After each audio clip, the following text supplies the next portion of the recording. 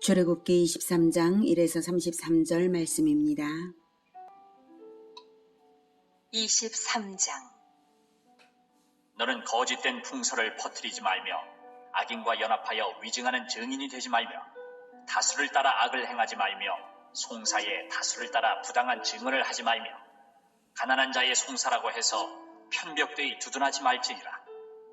내가 만일 내 원수의 길 잃은 소나 나귀를 보거든 반드시 그 사람에게로 돌릴지며 내가 만일 너를 미워하는 자의 나귀가 짐을 싣고 엎드러짐을 보거든 그것을 버려두지 말고 그것을 도와 그 짐을 부릴지니라. 너는 가난한 자의 송사라고 정의를 굽게 하지 말며 거짓 일을 멀리하며 무죄한 자와 의로운 자를 죽이지 말라. 나는 악인을 의롭다 하지 아니하겠노라.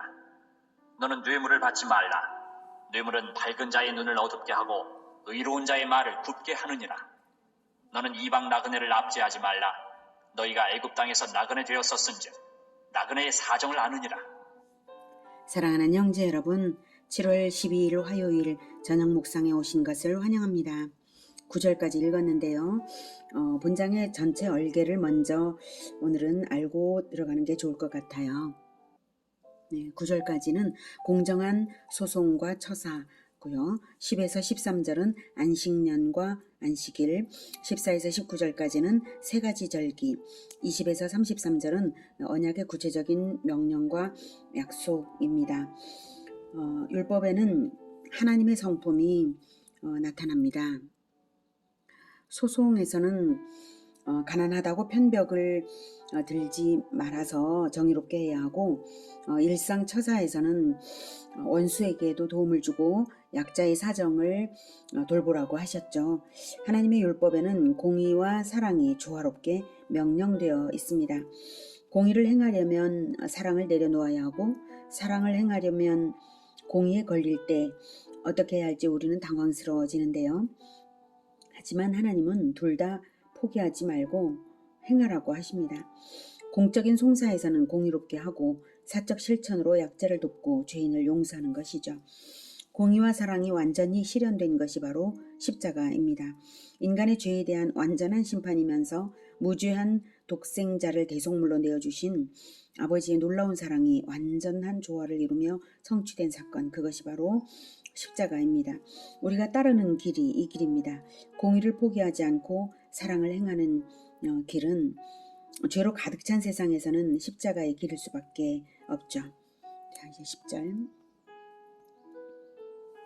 너는 6해 동안은 너희 땅에 파종하여 그 소산을 거두고 7째 해에는 갈지 말고 묵혀두어서 내 백성의 가난한 자들이 먹게 하라. 그 남은 것은 들짐승이 먹으리라. 내 포도원과 감람원도 그리할지니라. 너는 6해 동안에 내 일을 하고 7째 날에는 쉬라. 내 소와 나귀가 쉴 것이며 내 여종의 자식과 나그네가 숨을 돌리리라. 내가 내게 이른 모든 일을 삼가 지키고 다른 신들의 이름은 부르지도 말며 내 입에서 들리게도 하지 말지니라. 네, 10에서 13절은 안식년과 안식일에 대한 법인데요. 하나님께서 들짐승도 생각해 주시고, 물론 가난한 사람들은 물론이고요. 들짐승도 생각해 주시고 소와 나귀가 쉴 것, 여종의 자식과 나그네가 숨을 돌리는 것까지도 많이 생각을 해 주셔요. 그리고 하나님의 말씀을 잘 보면 명령 속에서 약속을 발견하기도 하고요.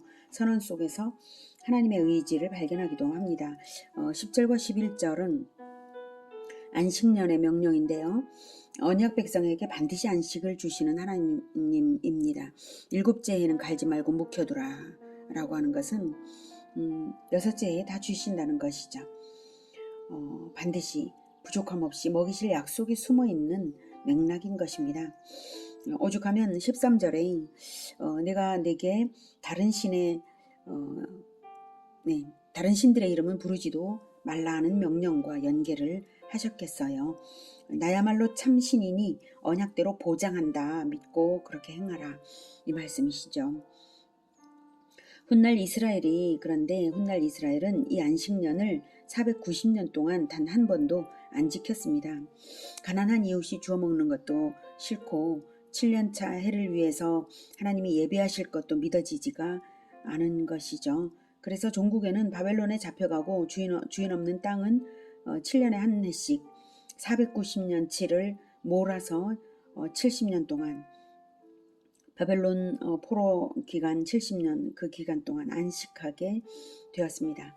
하나님은 예언대로 진리와 공의대로 행하시는 분이심을 보이신 것입니다. 12, 13절에 하나님이 명하신 것은 안식일 뿐만 아니라 근면과 안식입니다. 너는 엿새 동안에 내 일을 하고 안식일을 지키는 것은 6일간의 근면을 포함하는 것입니다. 안식을 해야 하는 이유는 안식을 하신 7일차에 안식을 하신 하나님께서 우리 아버지시고 영원한 안식을 주신 그 하나님을 기념해 드리는 것이죠. 안식으로서 동일한 행동으로서 하나님께서 하신 동일한 행동으로서 우리가 하나님을 기념해 드리는 것입니다. 하나님의 백성이고 하나님의 나라니까요. 그리고 실질적으로는 안식이 없으면 예배가 없고 예배는 이웃사람과 함께 가야 하기 때문입니다. 내가 안식해야 내 이웃도 안식하게 하는 것이죠. 근면과 안식을 통해서 하나님 경배와 이웃사랑이 되게 하셨습니다. 하나님도 창조의 노동을 하신 후에 안식하셨습니다. 하나님은 우리의 근면과 안식을 통하여 경배받으시는 분인 것을 알 수가 있습니다.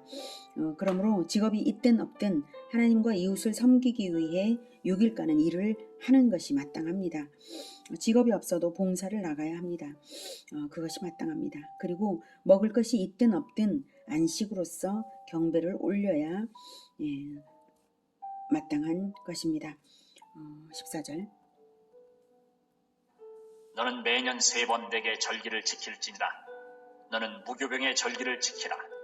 내가 내게 명령한 대로 아비벌에 정한 때에 이래 동안 무교병을 먹을지니 이는 그달에 내가 애굽에서 나왔습니다.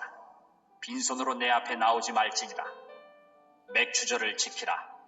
이는 내가 수고하여 밭에 뿌린 것에 첫 열매를 거둠이니라. 수장절을 지키라. 이는 내가 수고하여 이룬 것을 연말에 밭에서부터 거두어 저장함이니라. 내 모든 남자는 매년 3번씩 주 여호와께 보일지니라. 너는 내 제물의 피를 유교병과 함께 드리지 말며 내 절기 제물의 기름을 아침까지 남겨두지 말지니라. 내 토지에서 처음 거둔 열매에 가장 좋은 것을 가져다가 너의 하나님 여호와의 전에 드릴지니라. 너는 염소 새끼를 그 어미의 저주로 삼지 말지니라. 14에서 19절은 세 가지 절기에 관한 법입니다. 무교절, 맥추절, 수장절입니다. 무교절은 6월절이라고도 하고요. 맥추절은 77절 또는 오순절이라고도 합니다. 6월절부터 세어서 77, 49 다음 날 50일째니까 오순절 또는 77절이라고 하는데요. 밀추수를 하는 날이어서 맥추절이라고 합니다.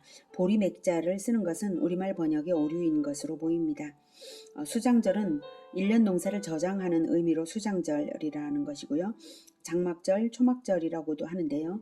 이때에 초막을 지어 야영을 하면서 출애굽 광야 시대의 목마름과 고난을 기억하며 하나님의 은혜를 나누는 행사를 해서 초막절, 장막절이라고도 합니다. 무교절, 맥추절, 수장절은 신약 성경에서는 6월절, 오순절, 초막절로 언급이 되어 있습니다. 또한 각 절기에서 예수님의 특별한 사역이 있었습니다. 수장절 즉 초막절에는 성전에서 내게 와서 생명수를 마시라 라고 생명수이신 예수 그리스도이심을 선포하셨고요. 무교절 즉 6월절에는 십자가에서 우리의 죄를 대속하며 죽으셔서 진정한 6월절 어린 양이 되셨고요. 맥추절 즉 오순절에 성령 강림을 주셔서 신약의 교회가 탄생했습니다. 그러고 보니 절기는 예수 그리스도를 통해 완성되고 있는 것을 알 수가 있습니다. 율법의 완성은 바로 예수 그리스도이십니다. 마태복음 5장 17절에서 예수님은 이렇게 말씀하셨죠. 내가 율법이나 선지자를 폐하러 온 줄로 생각하지 말라. 폐하러 온 것이 아니요 완전하게 하려 함이라. 이렇게 구약의 율법을 예수님은 삶 속에서 전부 완성시키셨습니다. 구약의 완성은 그리스도를 통한 죄사함과 영생과 성령 강림으로 인한 교회의 탄생입니다. 그것이 바로 구약의 완성입니다. 율법의 내용은 구약시대의 문화적 배경을 바탕으로 주신 것이므로 현대 성도는 율법과 절기의 이면에 담긴 진리를 발견해서 실천하면 되겠습니다. 성탄절, 부활절, 추수감사절로 의미를 살려서 지키면 됩니다. 19절까지는 율법이었죠. 공정한 소송과 처사, 안식년과 안식일, 절기 등에 대한 율법을 주시고 나서 이제 아주 중요한 말씀을 하십니다. 20절. 내가 사자를 내 앞서 보내어 길에서 너를 보호하여 너를 내가 예비한 곳에 이르게 하리니 너희는 삼가 그의 목소리를 청종하고 그를 노엽게 하지 말라. 그가 너희의 허물을 용서하지 아니할 것은 내 이름이 그에게 있음이니라. 내가 그의 목소리를 잘 청종하고 내 모든 말대로 행하면 내가 내 원수에게 원수가 되고 내 대적에게 대적이 될지라. 내 사자가 내 앞서가서 너를 아모리 사람과 헷 사람과 브리스 사람과 가나안 사람과 히위 사람과 여부수 사람에게로 인도하고 나는 그들을 끊으리니 너는 그들의 신을 경배하지 말며 섬기지 말며 그들의 행위를 본받지 말고 그것들을 다 깨뜨리며 그들의 주상을 부수고 내 하나님 여호와를 섬기라. 그리하면 여호와가 너희의 양식과 물에 복을 내리고 너희 중에서 병을 제하리니 내 나라에 낙태하는 자가 없고 임신하지 못하는 자가 없을 것이라. 내가 너의 날 수를 채우리라. 내가 내 위엄을 내 앞서 보내어 내가 이를 곳에 모든 백성을 물리치고 내 모든 원수들이 내게 등을 돌려 도망하게 할 것이며 내가 왕벌을 내 앞에 보내리니 그 벌이 히위 족속과 가나안 족속과 헷 족속을 내 앞에서 쫓아내리라. 그러나 그 땅이 황폐하게 되므로 들짐승이 번성하여 너희를 해할까 하여 1년 안에는 그들을 내 앞에서 쫓아내지 아니하고 내가 번성하여 그 땅을 기업으로 얻을 때까지 내가 그들을 내 앞에서 조금씩 쫓아내리라. 내가 내 경계를 홍해에서부터 블레셋 바다까지 광야에서부터 강까지 정하고 그 땅의 주민을 내 손에 넘기리니 내가 그들을 내 앞에서 쫓아낼지라. 너는 그들과 그들의 신들과 언약하지 말라. 그들이 내 땅에 머무르지 못할 것은 그들이 너를 내게 범죄하게 할까 두려움이라. 내가 그 신들을 섬기면 그것이 너의 올무가 되리라. 네, 20절에 내 사자를 앞서 보내겠다라고 하셨는데요. 그리고 사자가 할 일이 무엇인지 그 결과 이스라엘의 운명이 어떻게 될지를 쭉 알려주시는데요. 이 사자가 누굴까요? 네, 사자는 21절 보면 용서의 권세가 있는 분입니다. 용서하지 아니할 것은 용서. 그리고 내 이름이 그에게 있습니다. 여호와의 이름으로 호칭할 수 있는 자격이 있는 분입니다. 여호와와 동일시되는 분입니다. 22절에서 여호와의 대적이 되거나 또는 여호와의 편이 되거나 하는 판가름을 낼 말씀의 권세가 있으신 분입니다. 누구겠습니까? 바로 그리스도이십니다. 이것이 말씀이 율법을 선포하시고 나서 하신 말씀이라는 점도 매우 중요하죠. 베푸신 율법은 이스라엘이 맞이할 왕의 법입니다. 그리스도의 법입니다.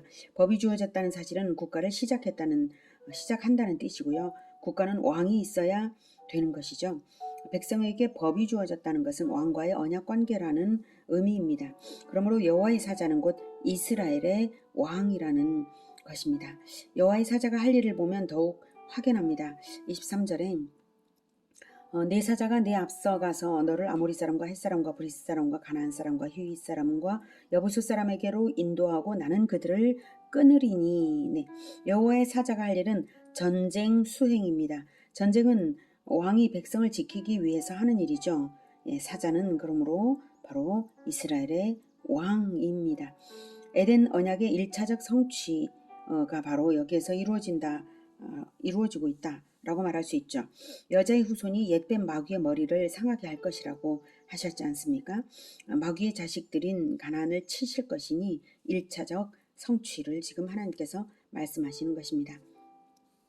22절에 내가 그의 목소리를 잘 청종하고 내 모든 말대로 행하면이라고, 그의 목소리와 내 모든 말대로 행하면, 그의 목소리와 내 모든 말을 동일시하고 계시죠.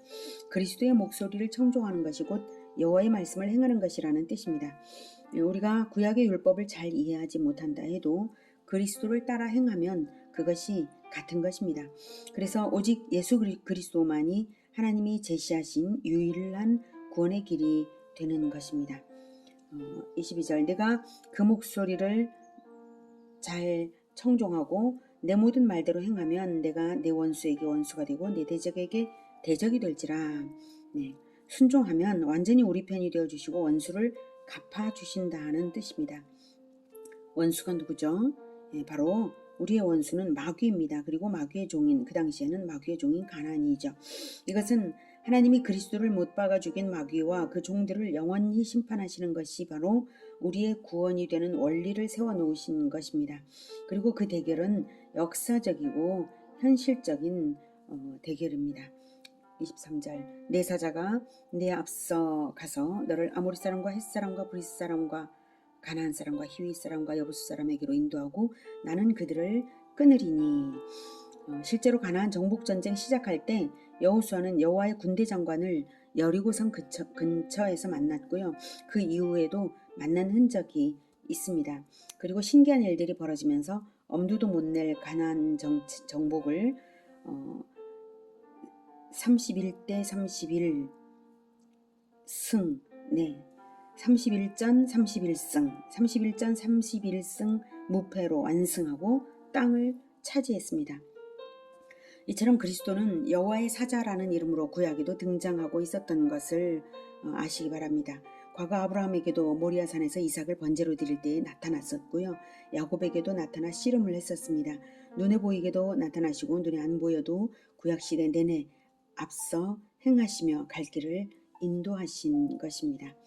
이처럼 율법을 선포하신 다음에 너희 앞서 하나님의 사자 그리스도를 보낼 테니 그리스도를 잘 따르는 것이 중요하다 하신 것을 볼 때 율법과 그리스도의 말씀이 동일시 되는 것이고요. 또한 율법은 본질적으로 복음임을 깨달을 수 있습니다. 율법이 주어져도 그리스도가 없으면 그 율법은 율법주의만 나을 뿐 신정왕국이 시작되는 것이 아니니까요. 율법은 그리스도가 오실 길을 예비하기 위한 백성들의 삶의 지침인 것입니다.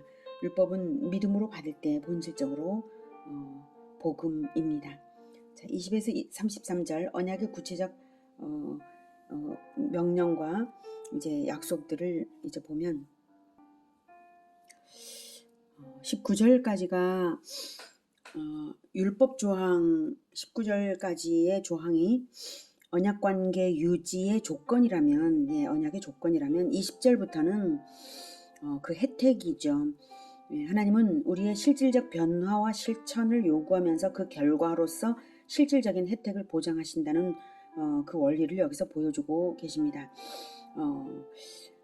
명령은 우상을 숭배하지 말고 오직 여호와만 섬기라 라고 하는 이것이고요. 이스라엘에게 주어진 혜택들은 20절은 보호를 하시겠다. 그리고 22절은 보면 같은 편이 되어주시겠다. 23절 대적을 끊으시겠다. 25절 양식과 물을 주고 병을 제거하시고요. 26절 임신하지 못하는 자가 없고 수명을 다 살고 27절 원수를 물리치고 28절 왕벌 즉 자연을 이용해서 적을 쫓아내되 29절 안전을 보장하면서 속도 조절을 하시고요. 31절 국경의 경계까지 확장되어 있습니다. 엄청나죠? 이 모든 안전과 평안과 복지가 보장되었습니다. 율법이 서니까 언약 관계를 맺었으니까요. 오직 여호와만 섬기면 이 모든 것이 보장된 것입니다. 여호와의 사자를 보내면서 명하셨으니 그리스도만 섬기는 것이 유일신 여호와를 섬기는 방법이고 구약 이스라엘에게 율법은 그리스도의 법이었습니다. 그래서 그를 따라서 들어가고 그를 따라서 행하라 순종하라 라고 말씀하시는 하나님의 마음을 잘 우리가 이해를 알아차려서 예수 그리스도의 가르침만 배우고 예수 그리스도의 모범을 따라서 우리가 살면 이 모든 복지가 보장이 되는 것입니다. 구원은 구체적인 나라입니다. 하나님 나라는 죽어서 가는 무릉도원이 아닙니다. 이 땅에서부터 그리스도의 법을 지키면서 그리스도를 따라 실천하며 최종적인 하나님 나라의 도래를 기다리는 자에게 구체적으로 주어지는 것입니다. 영원히 말입니다. 오직 그리스도만 섬기시며 하나님 나라 백성의 모든 축복을 누리시기를 기원합니다. 기도하겠습니다. 하나님, 우리에게 언약을 주셔서 새 언약의 피, 예수 그리스도의 피로 우리를 자녀 삼아주시고 언약 백성 삼아주셔서 너무나 감사합니다. 우리가 하나님과의 언약 관계가 너무나 소중하므로 하나님의 명령, 계명을 지키면서 우리가 최선을 다해서 우리 주 예수님을 따르겠습니다. 주님, 우리를 도와주시고 하나님께서 언약 때문에 보호해 주시고 이루게 하시는 모든 좋은 것들을 우리가 누리면서 하나님의 영광을 위하여 살아가게 도와주시옵소서. 예수님의 이름으로 기도드립니다. 아멘. 이어지는 시간은 개인 기도 시간입니다.